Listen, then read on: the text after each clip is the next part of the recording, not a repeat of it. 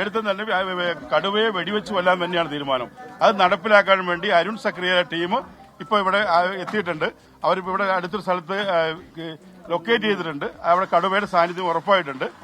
അപ്പൊ അതിനെ വെടിവെച്ച് കൊല്ലുന്ന സംവിധാനമായിട്ട് അവിടെ പ്രവർത്തനം നടന്നുകൊണ്ടിരിക്കുകയാണ്.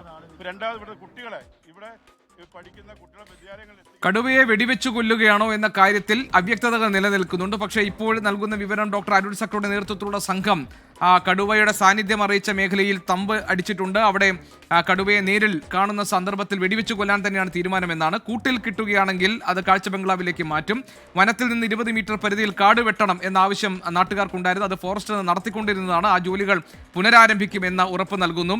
ഫെൻസിംഗിന് ടെൻഡർ വിളിച്ചിട്ടുണ്ട്. സിംഗിൾ ലൈൻ ഫെൻസിംഗ് ആണുള്ളത്. അതുവഴിയാണ് കടുവ വന്നിരിക്കുന്നത്. അതുകൊണ്ട് ഫെൻസിംഗ് കൂടുതൽ ശക്തമാക്കാൻ വേണ്ടിയുള്ള ടെൻഡർ വിളിച്ചിട്ടുണ്ട്. പോലീസും ഫോറസ്റ്റും അവരുടെ സംയുക്ത പരിശോധന രാവും പകലും ഉണ്ടാകും ഈ മേഖലയിൽ എന്ന് അറിയിക്കുകയും ചെയ്തിരിക്കുന്നു ADM കാര്യങ്ങൾ വിശദീകരിക്കുമ്പോൾ. മറ്റൊന്ന്, ഈ വിദ്യാർത്ഥികൾക്ക് പരീക്ഷാകാലമാണ്. അവർക്ക് സ്കൂളുകളിലേക്ക് പോകാൻ വേണ്ടി പ്രത്യേകം വാഹനങ്ങൾ വേണമെന്നുള്ളതാണ്.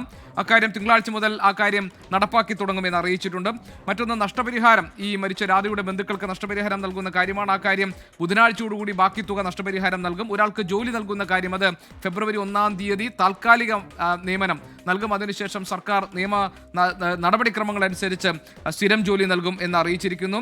ആറാമത്തെ കാര്യം, മറ്റൊരു കാര്യമുള്ളത് ഈ പ്രിയദർശിനി എസ്റ്റേറ്റുമായി ബന്ധപ്പെട്ട കാര്യങ്ങളാണ്. അത് ജില്ലാ കളക്ടറുടെ നേതൃത്വത്തിൽ ഒരു യോഗം വിളിച്ച് ഈ കാര്യങ്ങൾക്ക് പരിഹാരം ഉണ്ടാക്കുമെന്നതാണ് ഏറ്റവും പ്രധാനപ്പെട്ട തീരുമാനം. ഡോക്ടർ അരുൺ സക്രിയുടെ നേതൃത്വത്തിൽ 10 പേരടങ്ങുന്ന സംഘം 8 ടീമുകളായി തിരിച്ചിട്ടുള്ള നിരീക്ഷണ സംവിധാനം ശക്തമായി മുന്നോട്ട് കൊണ്ടുപോകുന്നു. അരുൺ സക്രിയുടെ തോക്കിൻ കുഴലിൽ നരഭോജി കടുവ വീഴും എന്നുള്ളതാണ് ഇപ്പോഴവിടുത്തെ നാട്ടുകാർക്ക് കൊടുക്കുന്ന ഒരു ഉറപ്പ്. അതല്ല, കൂട്ടിൽ ആണ് കിട്ടുന്നതെങ്കിൽ ഈ കാഴ്ച ബംഗ്ലാവിലേക്ക് മാറ്റും എന്നാണ് അറിയിച്ചിരിക്കുന്നത്. നമുക്കൊരു ചെറിയ ഇടവേള എടുക്കാം. നമുക്ക് വളരെ വേഗം തിരികെ വരാം. വയനാട്ടിലെ സ്ഥിതി അതിസങ്കീർണമാണ്. ജനവാസ മേഖലയിൽ നരഭോജി കടുവയുടെ സാന്നിധ്യം മനസ്സിലാക്കിയിരിക്കുന്ന സാഹചര്യത്തിൽ ശക്തമായ നിരീക്ഷണ സംവിധാനങ്ങൾ നിൽക്കുന്നു. നാട്ടുകാർ പിന്തുണയുമായി ഒപ്പമുണ്ട്.